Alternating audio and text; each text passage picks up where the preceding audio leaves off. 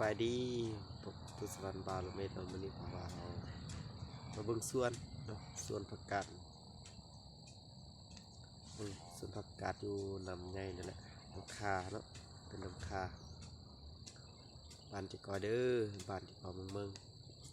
ถ้าหากผู้ใดเข้ามาอย่าลืมกดไลค์กดแชร์กดซับสไครต์กดติดตามให้ตู้สวรรค์บาลเมตรเก่าเนาะเอาไว้โอ้เป็นวัดไอ้ได้พี่น้องที่หาไปเบิ่งกาดนำกันมาวานไม้เนาะแล้วก็เอานำมาหดตัวเก่าเลยไปเบิ่งนี่ลงหดส่วนแล้วตัวนี้มันตัวใหม่นี่เนาะเพิ่งตัวใหม่มาวานตัวใหม่เนี่ยวานมันนั้นมันบ่ออก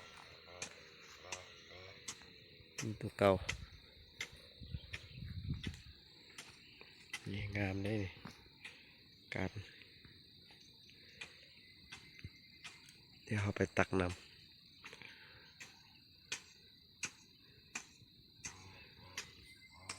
เอาน้ำมาหดให้มันขึ้นดี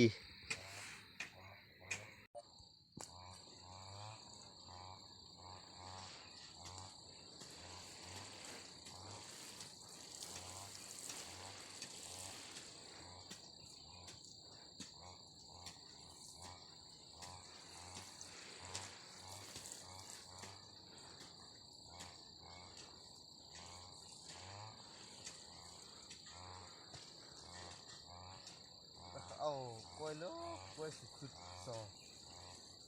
นะครับโอ้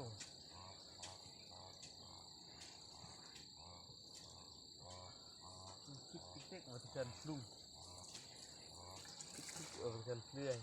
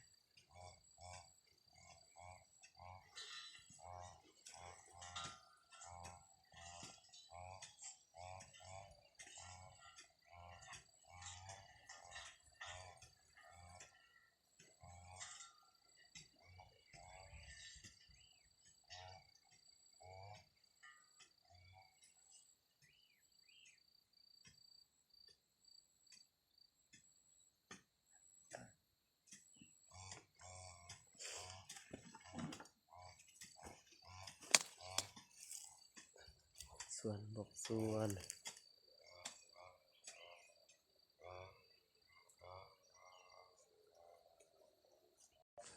กินโอมเด้อกินโอมกินโอมกินโอมสู้พักสู้เขาเอา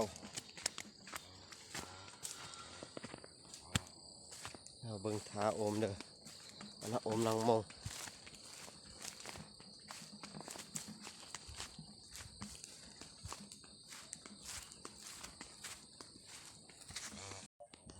แบบกินโอมเถอะโอมดิกล้วยยักษ์เจ้าของกล้วยยักษ์เจ้ากล้วยยักษ์เจ้าส่วนสู้เบิ่งเดียน้ำค้าเกตเด้อหัวน้ำค้าเรื่องโอม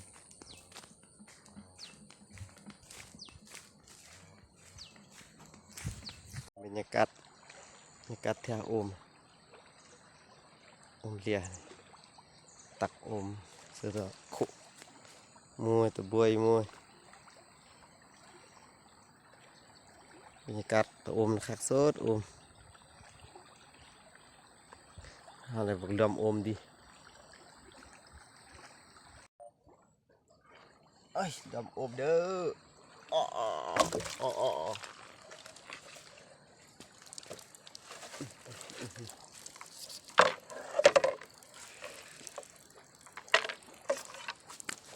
ดำโอมเด้อเอ้ยเสียดแท้ละเออ ดำอมนี่ต้องอดทนมันจะได้กินผักกาดนะต้องสู้ต้องอดทนดำนาแหละเพราะว่าเงินอยู่ยากมากที่สู้คือตัวนี้แหละผักกาดอยู่ยากถ้าเราบ่ลื่นล้นปลูกเราต้องลื่นล้นต้องตั้งใจพยายาม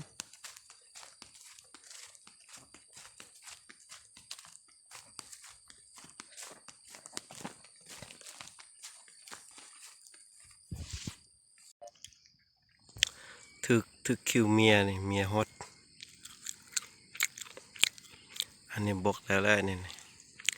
ยังบวานเถื่อ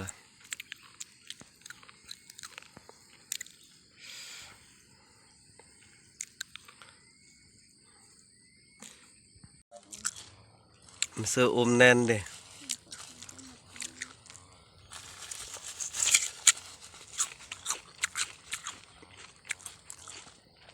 วานอะไรวานมันซื้อvựcเลยฮอนดินใช่ไหม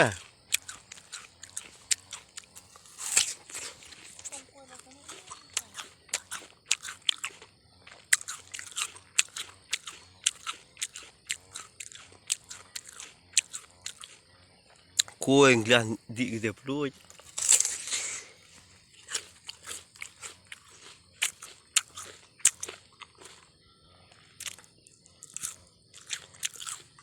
บ้าน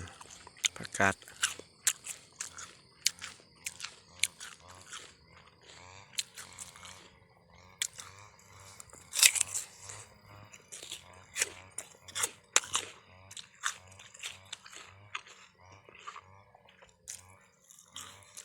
ปลาเกิดจะได้ปลูกสุดยอดเลยอันนี้คือเมียบ้านผักกาดปื้นคือปื้น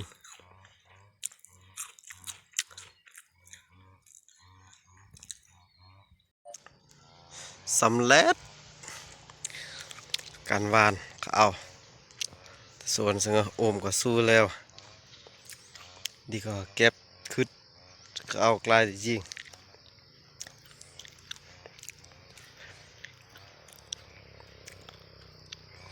เอาโอเคหนูแรกเอาขึ้นเนาะ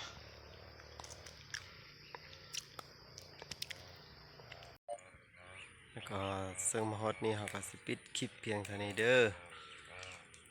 ได้เข้ามาก็กดไลค์กดแชร์กดติดตามกด Subscribe ให้เด้อเพื่อเป็นกำลังใจ